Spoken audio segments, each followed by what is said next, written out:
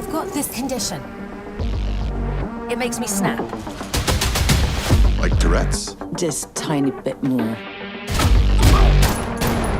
intense.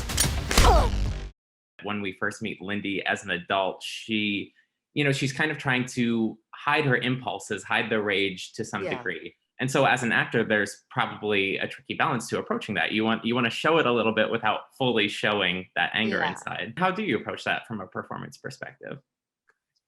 I mean, I think it's always just interesting to have a conflict. I think that's what actors are kind of looking for in, conflicted characters, and can't get much more conflicted than Lindy, who's got this kind of neurological issue where she just can't control herself. So yeah, I think it's one of those things. I think obviously director-wise, Tanya's kind of goes deep into my eyeballs and see, all that stuff happens. But I don't know. I think I kind of approach it like anything. The second part of that question then are you using any rage or letting out some anger yourself that you might have when you're performing those scenes? Like a freebie.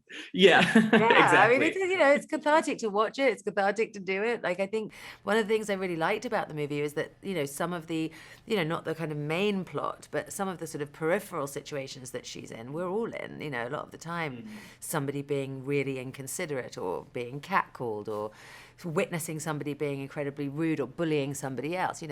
We all have our own response to that, but Lindy just kind of goes for it, and I love seeing that. So it was fun doing it too. Now, as a quick aside, I love following you on Instagram. I love seeing your cats, Clive and Willow, especially.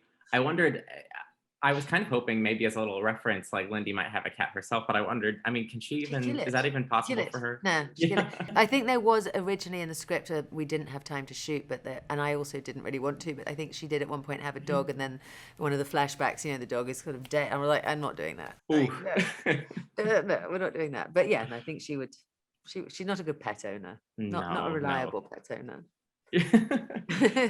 To speak broadly about your career, I always love to see you in action mode, and I think of like the underworld movies in some way. We've grown up seeing you in those and right. Kicking ass.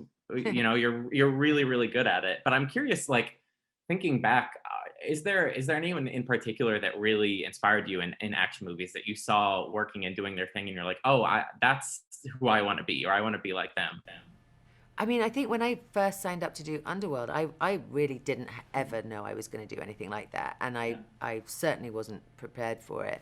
And at the time, there wasn't a lot of women doing that stuff. There was obviously, Terminator, there was Linda, and then there was Sigourney Weaver, I think, was like the gold standard for me. Like, that's what I grew up with. It was like the baddest woman was her. But then, Charlize and Angelina were doing the odd thing. And so, all of those, I remember watching something and going, oh my God, I'm going to have to learn to do all that. It's so intimidating. Yeah. But you kind of figure it out, I guess. Yeah, I mean, you cite some great influences, though. I think like Sigourney is like just the perfect example. She's the godmother of all of us. Are you really that stupid? You know what? I think I am exactly that stupid.